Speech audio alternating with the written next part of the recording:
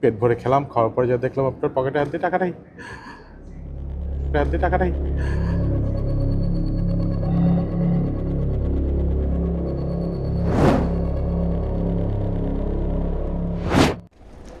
আউযুবিল্লাহি মিনাশ শাইতানির রাজিম বিসমিল্লাহির রহমানির রহিম আল্লাহুম্মা সাল্লি ওয়া সাল্লিম আলা নাবিয়িনা মুহাম্মাদ হিরোজ। আসসালামু আলাইকুম রহমতুল্লাহ। কেমন আছেন আপনারা সবাই? তো আজকে আমি একটু মুম্বাই যাচ্ছি। আপনারা অনেকে হয়তো জানেন যে আমি হিরো ছাড়াও আমি টাটা মোটরের সাথেও কাজ করি। তো টাটা মোটরস এখন দুটো কোম্পানি হয়ে গেছে, একটা কমার্শিয়াল ভেহিকেল বিক্রি করবে, একটা প্যাসেঞ্জার কার বিক্রি করবে। তো আমি আজকে ওনাদের প্যাসেঞ্জার কার ইউনিটের সাথে কথা বলতে যাচ্ছি। সামনে আমি ইনশাল্লাহ টাটা মোটরসের কিছু ইলেকট্রিক গাড়ি আনবো। তো ওটা নিয়ে আমার প্রায় 1 বছর ধরে কাজ হচ্ছে। এখন মডেলগুলো একটু দেখে ঠিক করবো, কোনো যদি চেঞ্জ করা লাগে বাংলাদেশের জন্য ওগুলো নিয়ে কাজ করবো। তো ভাবলাম যে আমার পুরো মুম্বাই ট্রিপটা একটু ব্লগ করি, আপনাদের দেখাই ইনশাল্লাহ। তো আমি আগে যখন টাটা মোটরস দিয়ে আমি ক্যারিয়ারটা শুরু করেছিলাম, সো প্রথম যখন আমি কাজ শুরু করি আমার প্রফেশনাল জীবনে, আমার প্রায় মাসে 1 থেকে 2 বার মিনিমাম যাওয়া লাগতো হয়তো মুম্বাই, কারণ টাটা মোটরসের হেডকোয়ার্টার ছিল ওখানে। আর আমি কাজ শিখছিলাম, তো এই জন্য একটু বেশি যাওয়া লাগতো।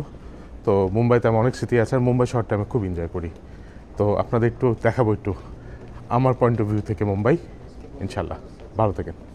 তো দুবাইতে আপনার ইন্টারন্যাশনাল 3টা টার্মিনাল আছে, টার্মিনাল 1, 2 আর 3। টার্মিনাল 1 ইউজ করা হয় আপনার এমিরাটস ছাড়া অন্যান্য ফ্লাইটগুলোর জন্য। টার্মিনাল 2 হচ্ছে আপনার একেবারে বাজেট ফ্লাইটগুলোর জন্য। আর টার্মিনাল 3 হচ্ছে আপনার শুধুমাত্র এমিরাটসের জন্য। তো আমি আজকে যদি একটা বাজেট ফ্লাইটে যাচ্ছি, তো সামনে যেন আপনার এখানে টার্মিনাল 1-এ পেয়েছি। সো টার্মিনাল 1টা আপনি একটু দেখিয়ে নিব, আর কিছু টিপস দেবো আপনাদেরকে ট্রাভেলিংয়ের জন্য।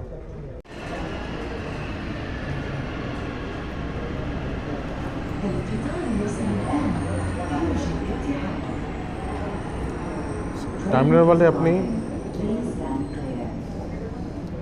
ওয়ানে আপনি যে ফ্লাইটেই যান আপনাকে এই ট্রেন নিতে হবে। চেক ইন করার পরে ট্রেনটা নিয়ে আপনার মেইন টার্মিনালটা যেতে হবে, যেখান থেকে আপনি প্লেনে উঠতে পারবেন। তো আমি যদিও আমার ডেস্টিনেশন অনুযায়ী আমার কোম্পানি থেকে বিজনেস ক্লাস টিকিট নিতে পারি, আমি তারপরেও আসলে বিজনেস ক্লাসে ট্রাভেল করাটা খুব বেশি পছন্দ করি না। আর ছোটোবেলা থেকে আপনার বিজনেস ক্লাসে খুব বেশি ট্রাভেল করতাম না, ইকোনমিতে ট্রাভেল করি, কোম্পানি টাকা বাঁচায়। যখন নিজে টাকা খরচ করে ট্রাভেল করি তখন বিজনেস ক্লাস নিই, কিন্তু কোম্পানি টাকা গেলে আমি চেষ্টা করি ইকোনমিতে যেতে। আমাদের চেয়ারম্যান সাহেব আমাকে রেগুলার বকা দেয়, যেভাবে যে তোমাকে যদি দেখে কেউ ইকোনমিতে যাচ্ছ কোম্পানি গ্রুপের এমডি কীরকম লাগবে। তো ভাই, আমার লোকজন দেখানোর থেকে ফার্স্ট অফ অল আমি এখানে আসছি, কে চিনে আমাকে, আর কে চিনে না চিনুক না চিনুক সেটা পরের ব্যাপার। কোম্পানি টাকা বাঁচানো আমার জন্য বেশি ইম্পর্টেন্ট।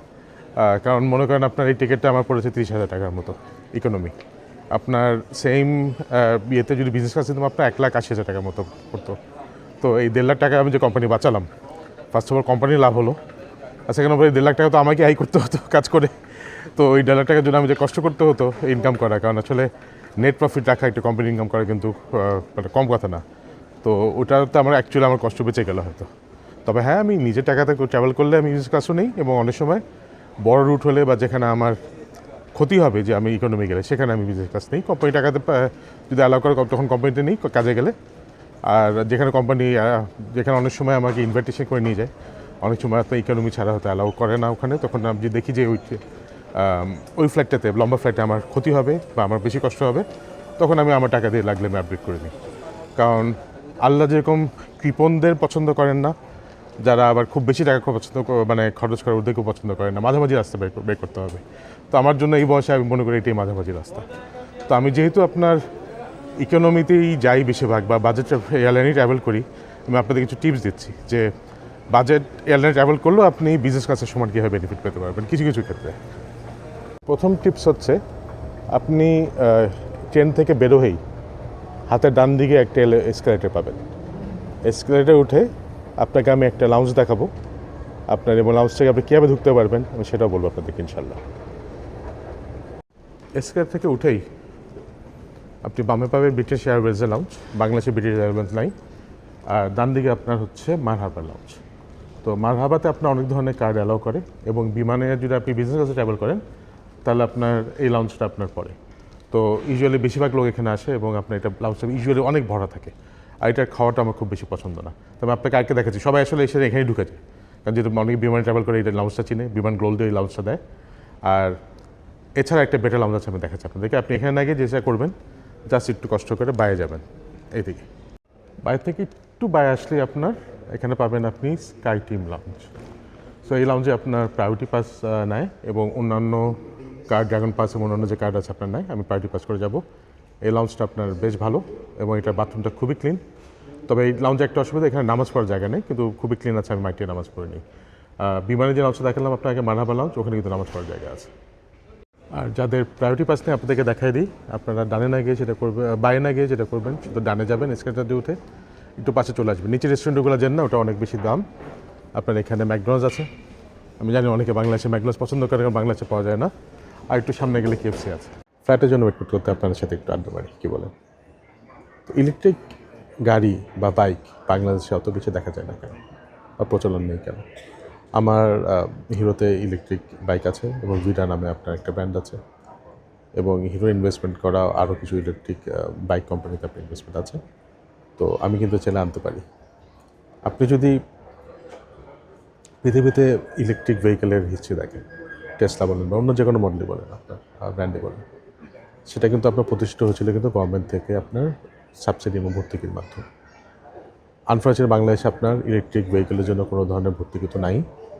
আপনার ইম্পোর্টেও কিন্তু আপনার ডিউটির সমান পড়ে আপনার নর্মাল একটা আইস ভেহিকেল, মানে আপনার যে পেট্রোল বা অকটেন চালিত ভেহিকেল বা ডিজেল চালিত ভেহিকেলের সমান। তো নর্মালি যেটা হয় আপনার, এটা যেহেতু ইলেকট্রিক ভেহিকেল, আপনার একটা ব্যাটারি এবং অন্যান্য ইলেকট্রনিক্স যেটা আছে আপনার, এই গাড়িগুলোর দাম বেশি হয় আপনার। তো যে সেম ডিউটি স্ট্রাকচার রাখা হয় আপনার, ওই ডিউটি মিলে গাড়ির দামটা আপনার অস্বাভাবিক বেশি চলে আসবে, যেটা আপনার কোনো কোনো বা বেশিরভাগ কাস্টমারদের ক্রয় ক্ষমতার ভিতর থাকবে না। আর আমি আসলে অস্বাভাবিক বেশি দাম দিয়ে গাড়ি বিক্রি করতে চাই না। আমি এই জন্য আমি এই ইলেকট্রিক গাড়ি আনি নি। তো আমি এখন টাটা মোটরসের সাথে কাজ করছি যে ওনাদের কিছু গাড়ি আপনার স্পেশালি আনা যায় কিনা বাংলাদেশের জন্য। কারণ কিছু কিছু কোম্পানি আছে আপনার যাদের কার্বন ফুটপ্রিন্টের কমানোর জন্য বা অন্যান্য রিজনে দাম বেশি হলেও ওনাদের কিছু ইলেকট্রিক গাড়ি দরকার। আর শুনলাম তো আপনার হাইপার লিঙ্ক আসছে আপনার, ইলন মাস্কের যদি ইন্টারনেট আসে, হয়তো মেবি এই বাজেটে গভর্নমেন্ট হয়তো কিছু ভর্তুকি দিতেও পারে ইলেকট্রিক গাড়ির জন্য। যদি দেয় তাহলে অবশ্যই আমরা আনতে পারবো, কারণ আপনার এই গাড়িগুলো আপনার পরিবেশ বান্ধব। আর ভাই, আমি ঢাকার ছিলাম, ঢাকায় জন্ম হচ্ছে, ঢাকায় বড় হয়েছি। আমার ছেলে যখন ঢাকাতে চলে আসে, ল্যান্ড করে, উনি এখন পড়াশোনা করছে আপনার বাইরে, তো ঢাকাতে ল্যান্ড করলেই ও শ্বাসকষ্ট হয়ে যায়, ওটা অ্যাজমার সমস্যা আছে পলিউশনের জন্য। তো আমাদের ঢাকা এবং দেশকে বাঁচানোর জন্য আমাদের কিন্তু আস্তে আস্তে আমাদের ট্র্যাডিশনাল দূষণ করে যেসব গাড়িগুলো কিন্তু আপনার কমিয়ে ফেলতে হবে। তো এই জন্য কিন্তু আমাদের গভর্নমেন্টের সাপোর্ট লাগবে। আশা করি গভর্নমেন্ট সাপোর্ট করবে, এটা বুঝবে ইনশাল্লাহ। তাহলে সামনে দেখা যাক।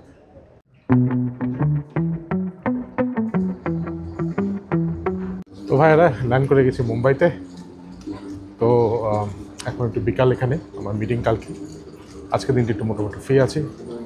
তো সবার আগে আপনার যেটা বলবো, আপনার মুম্বাইয়ের যে পাবলিক টয়লেটগুলো আছে খুব একটা পরিষ্কার খুব একটা হয় না। সবচেয়ে পরিষ্কারটা পাবেন আপনি হয়তো এয়ারপোর্টে। তো আপনারা যারা, এবং বাজেট এয়ারলাইনের বাথরুমগুলো অত পরিষ্কার খুব একটা হয় না। তো আপনারা যারা বাথরুম ইউজ করতে পারেননি, তাহলে এয়ারপোর্টে বাথরুমটা ইউজ করতে পারলে সবচেয়ে ভালো। আর নামাজ কথা পড়তে হবে আপনাদের বলছি। মুম্বাইতে আপনার নামাজ পড়ার জায়গা আছে এয়ারপোর্টে। আপনার কাস্টমস ইমিগ্রেশন পার করার পরে আপনি ওখানে জায়গা পাবেন। আপনি ইন্ডিয়ার যে এয়ারপোর্টেই ল্যান্ড করেন, একটা জিনিস কিন্তু আপনাকে সাথে রাখতে হবে, মনে রাখেন। খুব সিম্পল একটা জিনিস, কিন্তু সাথে না থাকলে আপনার কিন্তু অনেক অসুবিধা হতে পারে। অসুবিধা ঠিক না, একটু বিব্রত করা আর কি। মেনলি যে কারণে আপনার ইন্ডিয়াতে যখন ফরেনাররা নামে, ওদেরকে একটা ফর্ম ফিল আপ করতে হয়, এবং ফর্ম ফিল আপ করার যে জায়গাটা থাকে ওখানে অনেক সময় ফর্ম থাকে না, এবং ফর্ম যদি থাকেও বেশিরভাগ সময় ওখানে পেন থাকে না। সো পেন যখন থাকে না, আপনাকে ফিল আপ করতে হলে কি আপনি ফিল আপ কীভাবে করবেন? তখন আপনার আশেপাশের লোকদেরকে জিজ্ঞেস করতে হবে। আর ওখানকার লোকদের যদি জিজ্ঞেস করেন, ভাই পেন নাই এখানে, আমি লিখবো কীভাবে, ওরা যে লুকটা আপনাকে দেয়, মাশাল্লাহ। তো আমি আপনাদের সবাইকে রেকমেন্ড করবো যে ইন্ডিয়া যে এয়ারপোর্টে যাচ্ছেন, আপনারা সাথে একটা পেন রাখবেন। আপনাদের একটা বিপরীত সিচুয়েশন থেকে আপনাকে বাঁচতে হবে ইনশাল্লাহ। এই যে দেখছেন, যা বললাম আপনার, কলমকে কোনো ফর্মই নাই, পুরোপুরি খালি। সামনে একটা জায়গা আছে, ওখানে তো ফর্ম পাবো ইনশাল্লাহ। এই যে দেখেন, এই সবগুলোতে ফর্ম থাকার কথা, কিন্তু কোনো ফর্ম নেই। কলম তো দূরের কথা, সামনে ভিতরে এক জায়গা আছে, ওখানে আমি ফর্ম পাবো। এখানে মনে হয় দু একজন ওয়েস্ট করা ফর্ম আছে, যে এটা ফেলে দিয়েছিল, এটা ইউজ করা যাবে না। ফাইনালি ফর্ম পেলাম, এখন ফিল আপ করবো। এরপর ইমিগ্রেশন ভিডিও নেওয়া যাবে না, তো ওটা আমি আর নিচ্ছি না, এখানে নেওয়া অ্যালাউড না। আচ্ছা, আমি জাস্ট লাগেজ পেলাম, কিন্তু আপনাদের একটা জিনিস দেখাই। আমার লাগেজের ভিতরে একটা এক্স মার্ক দিয়েছে, এটা বাংলাদেশেও করে। এক্স মানে ওদের ভিতরে ওরা সন্দেহ করছে এর ভিতরে কিছু আছে, ওরা চেক করবে। শুভ সমান শুধু কাপড়ই আছে, অসুবিধা নেই, আপনার দেখা রাখলাম।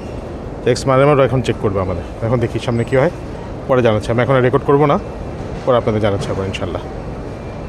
তো আলহামদুলিল্লাহ কোনো সমস্যা হয়নি, জাস্ট নর্মাল স্ক্যান যেটা করে ওই স্ক্যানই করেছে, তারপরে আর কোনো কিছু জিজ্ঞেস করেনি আলহামদুলিল্লাহ। তো আপনারা যেটা খেয়াল রাখবেন, এই সেম সিস্টেম কিন্তু বাংলাদেশে ইউজ করে। তোরা চক দিয়ে একটা এক্স মার্ক দেবে, আপনারা বাংলাদেশে ঢোকার আগে একটু মুছে ফেলবেন, নাহলে ওরা মনে করবে আবার বাংলাদেশে এক্স মার্ক দিয়েছে এবং আপনার তখন আবার জিনিসটাকে আবার চেক করবে। তো আপনাদের এখন আমি যেটা বলি, আমি 2:40 বাজে, তো আমি যেহেতু কাছের আছি, আমি সবার আগে আমি এখন নামাজ পড়তে যাবো ইনশাল্লাহ। তো নামাজের ব্যাপারে আমি যে বলি, আপনার মুম্বাই তারপর দিল্লিতে খুব সুবিধা, তারপর কলকাতাতে আপনার প্রচুর মসজিদ আছে কিন্তু। তো আমি যেসব জায়গায় যাই আমার ওখানে মসজিদ পরিচিত আছে। তো আমি এখন এয়ারপোর্টের কাছে একটা মসজিদে যাব, এটা আপনার একটা হোটেলের পাশে। তো এটা একটা টিপস আপনার, ইন্ডিয়াতে আপনার যে শহরে যাচ্ছেন, আপনার পাবলিক টয়লেটগুলো ইউজুয়ালি ভালো হয় না, এক্সেপ্ট আপনার 5 স্টার হোটেল। তো আমি যেটা করি নর্মালি, বাথরুম ইউজ করতে হলে আমি একটা 5 স্টার হোটেলে টপকে পড়ি। তো এই মসজিদটা হোটেলের পাশে, সব বাথরুম ইউজ করতে হলে আমি হোটেলে চলে যাবো, তার মসজিদে গিয়ে উজু করে নামাজ পড়ে ফেলবো। তো আমি এখানে জামাতের আমি যাই না, আমি কাছে যেহেতু আছে, আমি জাস্ট উজু করে নামাজ পড়ে নেব। তারপরে আমি আইদার হোটেলে চলে যাব, বা হয়তো আপনার আমার একটা খুব ফেভারিট মল আছে, ওই মলে যেতে পারি। তারপরে দেখতে পাচ্ছেন JW ম্যারিয়েট, এটা ঠিক এয়ারপোর্টের ঠিক বাইরে। এই যে ওইদিকে এয়ারপোর্ট, এখানে আপনার ম্যারিয়েট, আর এখানে মসজিদটা খুবই ছোট, ওরকম হাইফাই কিছু না। তো যেহেতু এয়ারপোর্টের কাছে আমার জন্য খুবই কনভিনিয়েন্ট হয়। আমি ভিতরে আর নিব না, আমি ভিতরে ঢুকে আমি বন্ধ করে দিচ্ছি, দেখানোর জন্য। আপনি চিন্তা রাখেন, বাইরে থেকে মনে হয় না ভিতরে মসজিদ আছে। একটু ছোটো মসজিদ আছে, আগে একটু বড় ছিল, এখন একটু ছোটো আছে। আমি আর রেকর্ড করছি না, মসজিদ ভিতরে রেকর্ড করতে চাই না আমি। আপনারা চিনে গেলেন, আপনারা যদি মুম্বাই এয়ারপোর্টে আছেন, এই মসজিদটা খুবই ভালো আপনাদের জন্য। মসজিদ এখন কেউ নেই যেহেতু, আমি একটু জাস্ট ভিডিও করে দেখাচ্ছি আপনাদেরকে। অনেকে তো মনে করতে পারেন যে বাইরে থেকে যত সুন্দর মসজিদ না, সুন্দর নিট অ্যান্ড ক্লিন একটা মসজিদ মাশাআল্লাহ। বেশিরভাগ মসজিদ এখানে নিট অ্যান্ড ক্লিন, জামাতে হয়। আমি যেহেতু কাছের আছে, এখন কাছের জোহরার আছে, পড়ে নেব ইনশাল্লাহ। ফ্যানও আছে, খুবই সুন্দর। তো আপনারা এগেইন মুম্বাই এয়ারপোর্টে থাকলে এই মসজিদে নামাজ পড়ে কিন্তু আপনারা মসজিদের যে বেনিফিটগুলো নিতে পারেন ইনশাল্লাহ। ভিতরে এসিও আছে। তো মসজিদ থেকে বেরোলাম নামাজ পড়ে, আপনার বেরোতে হলে আবার এয়ারপোর্ট দিয়েই বেরোতে হয় ঢুকে, এত কাছেই হেঁটেও যাওয়া যায় অ্যাকচুয়ালি এয়ারপোর্ট থেকে মসজিদটাতে মাশাআল্লাহ। যাই হোক, তো আপনার এখন অলমোস্ট 5টার মতো বাজে, খেয়াল করিনি কত সময় চলে যাচ্ছে। এখন আমি যেটা হবে, কয়েকটা বাজে জ্যামে পড়বো। মুম্বাইয়ের জ্যাম আমার দেখা কয়েকটা পৃথিবীর সবচেয়ে খারাপ জ্যামের ভিতরে একটা। আপনারা যারা ঢাকায় মধ্যে থাকি, আপনারা মনে করি যে আমাদের জ্যাম বাজে, কিন্তু মুম্বাইয়ের জ্যামও আসলে খুবই বাজে। অবশ্য ওদের সিলিংটা হওয়ার পরে জ্যামটা অনেক বেটার হয়েছে। আমি যখন প্রথমে আসতাম তখন সিলিংটা হয়নি, তখন আপনার এক মাথা থেকে আরেক মাথা যেতে আপনার অনেক সময় 2.5-3 ঘন্টাও লেগে যেত, বা আরও বেশি লাগতো। তো এখন সিলিংটা হওয়ার পরে আপনার টাইমটা অনেক রিজনেবল বলা যায় না, বাট সহনশীল। তো আমি এখন ডিসিশন নিয়েছি, আপনার হোটেলে ফেরত যাবো না। আমার রোমিং যে ইন্টারনেটের প্যাকেজটা কিনেছিলাম ওটা কাজ করছে না। তো আমি একবারে এখন এখান থেকে আমি একটা ফিনিক্স মল বলে একটা জায়গা আছে, আমি ওখানে যাবো। ওটা আমার খুবই ফেভারিট একটা মল। ওখানে নামাজের জায়গা নেই কোনো, বেশিরভাগ মলে ইন্ডিয়াতে আপনার নামাজের জায়গা থাকে না। তো আমি যেটা করবো, ওখানে গিয়ে একটু টুকে রেখে খাবো দাবো, আপনাদের দেখাবো কী করছে ওখানে। তো একসাথে দেখবো আমরা। আর তারপর ওখান থেকে আমি একবার হোটেলে গিয়ে ওখানে নামাজ পড়ে তারপরে আপনাদের মেইল টেল চেক করবো, অন্যান্য কাজগুলো করবো ইনশাল্লাহ।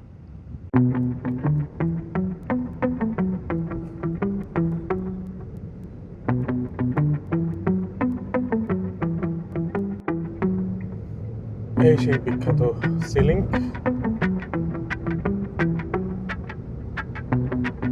এটা না থাকলে আমরা এই যাত্রাটা 3 গুণ বেশি সময় লাগতো। এইটা হলো মুম্বাইয়ের 300 ফিট।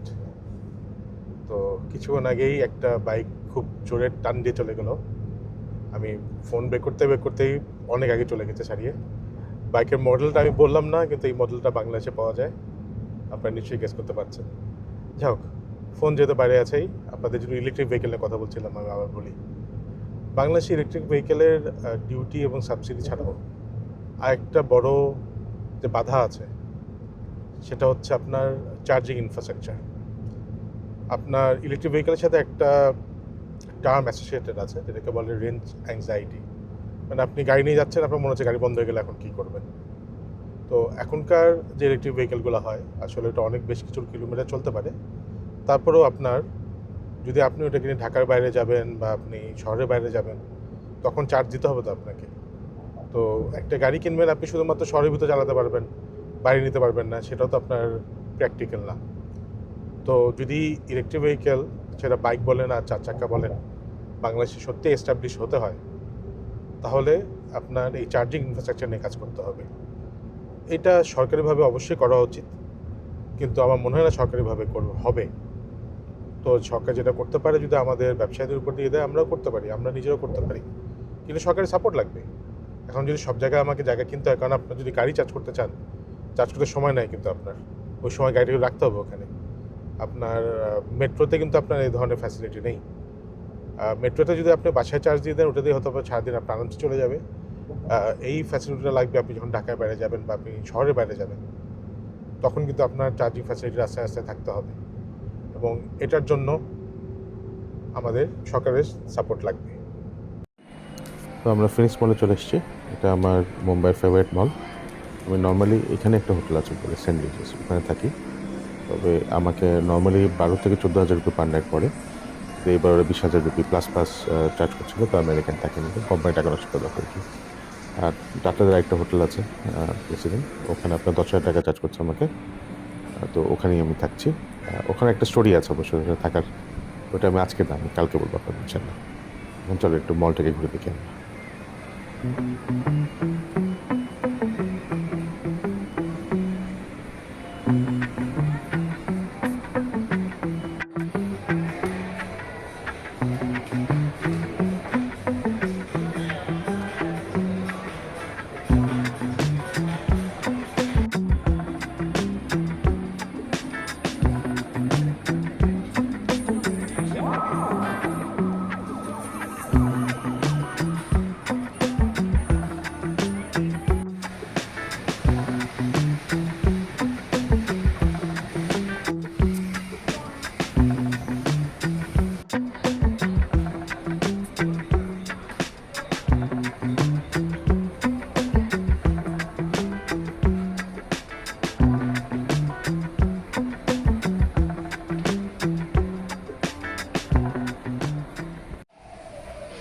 আমার কেনাকাটা তেমন কিছুই নাই, মলটা শুধু আপনাকে ঘুরে দেখালাম। তবে এই জায়গাটা নেচার বাস্কেট, এটা একটা সুপার শপ, ইন্ডিয়ার অনেক জায়গায় আছে, এখানে আমি কিছু জিনিস কিনে আপনাদের দেখাবো। খিদাও পেয়েছে, এখানে একটু খেতে যাচ্ছি। আমি একটু নুডলস খেতে যাচ্ছিলাম, আমি তো দেখলাম যে নুডলস না, এখানে কিন্তু নাসি গোরেং আছে। এটা আপনার ইন্দোনেশিয়ান মালয়েশিয়ান ফ্রাইড রাইস, তো ওটা ট্রাই করে দেখি কীরকম।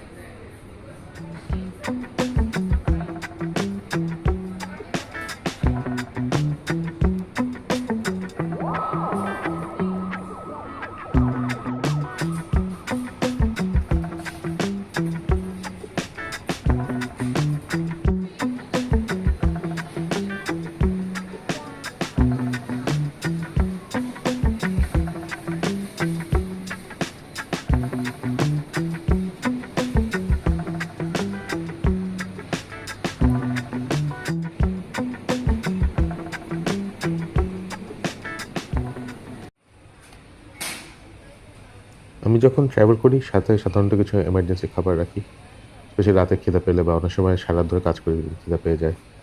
আপনার রুম সার্ভিস অর্ডার করলে সে রাতের দিকে ইউজুয়ালি খাওয়াগুলো ভালো হয় না, আবার ভাবছি হয়তো আপনার খরচও বেশি পড়ে। তো কাপ নুডলস আমার জন্য একটা ফেভারিট জিনিস। তো এখানে যেগুলো দেখছি, এটা কোনটা হালাল কিরম বুঝতে পারছি না, যদিও হালালই হবে, ইন্ডিয়াতে এই ধরনের খাওয়াগুলো হালালই হয়। তারপর যেহেতু লেখা নেই, আমি রিস্ক নিচ্ছি না, আমি একটু ভেজিটেরিয়ান নিলাম।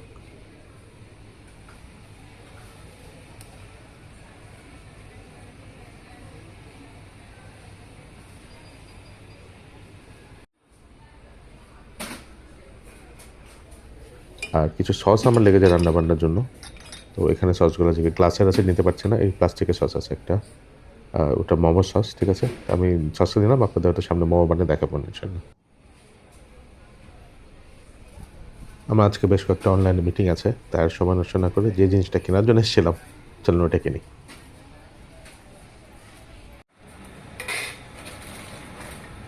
নাটি ক্যারামেল চকলেট পপকর্ন, 4,700 ব্র্যান্ডের। তো এই ভাইয়াটা আমি যখন কিনি, আমাকে একটু এক্সট্রা করে বাদাম দিয়ে দেয়, দেখাচ্ছিল। তো এটা আমি একটা বক্স কিনি, এক বক্সে আপনার 400 রুপির মতো পড়ে। এক বক্স আমার প্রায় 1 মাস চলে যায়। আমি জন্য তো মাসে 1-1.5 মাস পর আসলে আসলে আমি একটা করে কিনে নিয়ে যাই। অন্য ফ্লেভারগুলো বেশ ভালো, তবে আমার ফেভারিট হচ্ছে নাটি চকলেট। আমি আমার ছোট পুটলি নিয়ে ওখান থেকে বেরোচ্ছি। এখন একটু হোটেলে যাবো, একটু ফ্রেশ হবো, আমি নামাজে পড়ে নেবো ইনশাল্লাহ।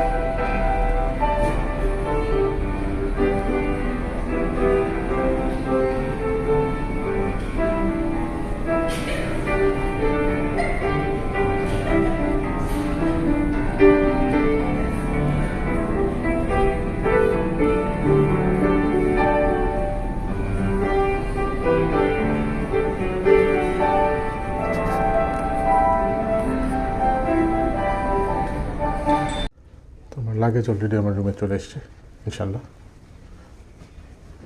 এই হোটেলে আমি আগেও থেকেছি। রুমগুলো অত বড় না, কমফোর্টেবল, আর আসলে অত বছর রুমে আমার দরকার নেই, কমফোর্টেবল থাকলেই হয়। বিসমিল্লাহির রহমানির রহিম। বিসমিল্লাহির রহমানির রহিম। আসসালামু আলাইকুম রহমতুল্লাহ। আলহামদুলিল্লাহ, লাগেজ চলে এসছে আমার।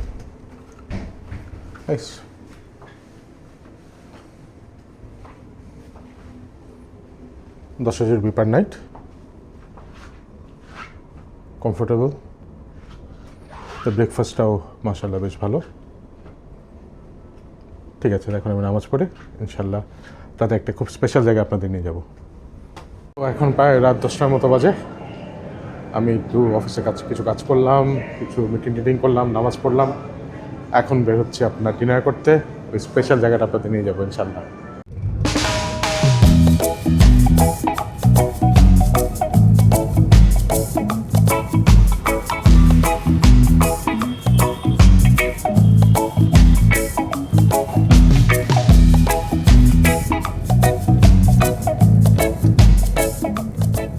গাইস, পৌঁছে গেছি সে স্পেশাল জায়গায়।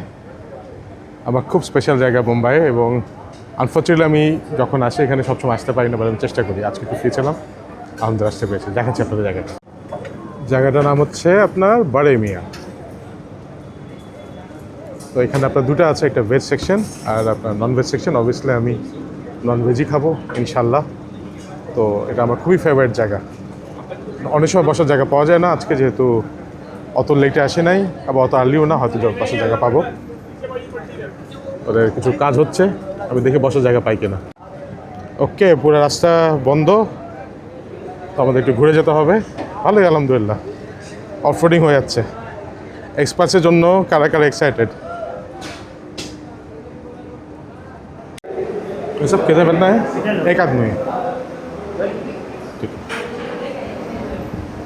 ঠিক আছে, চলে আসলাম বাড়িতে। মেনু দেখি, মেনু আমি জানি অবশ্য, আপনাদেরকে দেখাচ্ছি।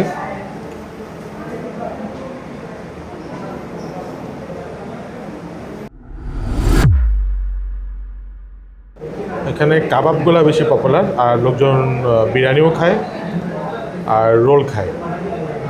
আমি এখানে যেটা পছন্দ করি সেটা হচ্ছে আপনার ভেজা ফ্রাই। তাকে ভেজা ফ্রাই নিয়েছি, রুমালি রুটি নিয়েছি। তারপরে তাকে খাওয়ার জায়গা থাকবে না, জায়গা থাকলে একটা রেশমি কাবাব খেতে পারি। আর মেবি একটা রোল নিয়ে যেতে পারি আপনার হোটেলের জন্য। মেবি রাত জাগলে আপনাদের রাতে হয়তো খাওয়া যেতে পারে। আর ড্রিঙ্কস আছে আপনার, আমি নর্মালি ড্রিঙ্কস নিই না, তবে আজকে একটু খেতে ইচ্ছা করছে, মেবি একটা নিতে পারি। মেবি পিনাকোলাডা নিতে পারি একটা, দেখি, অথবা ফ্রেশ লাইম সোডা। চলে এসেছে আমার ভেজা ফ্রাই, আলহামদুলিল্লাহ, রুমালি রুটি। ওয়েট করতে করতে বেশ খিদাই পেয়ে গেছে, তবে একটা চিকেন রেশমি টিক্কা অর্ডার দিয়েছি, তো ওটা আসলে আপনাদের দেখাচ্ছি ইনশাল্লাহ।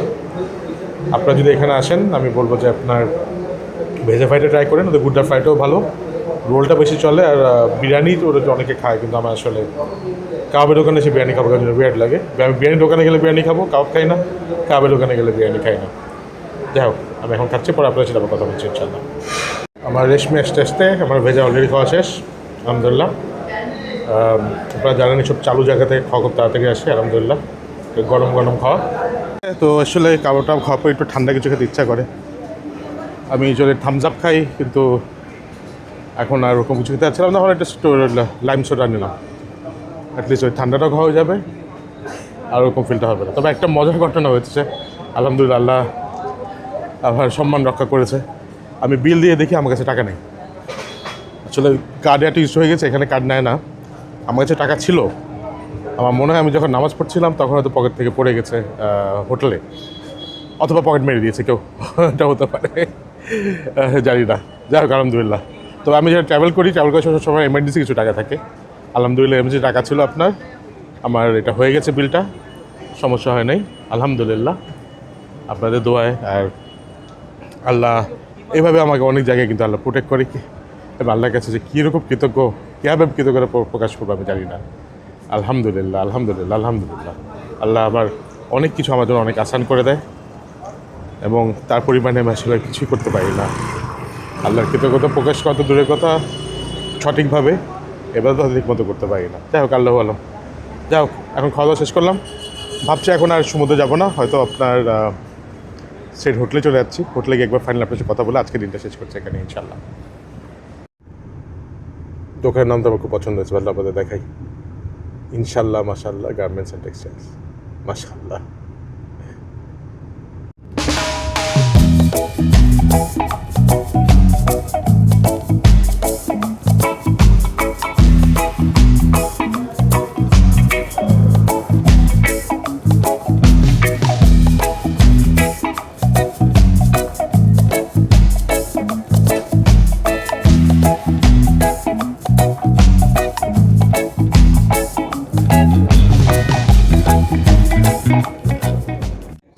ওকে, সো আজকের দিনটা একটু রিক্যাপ করি। হোটেলে চলে এসেছি, লবিতে বসলাম, আপনার সাথে একটু কথা বলে নিই।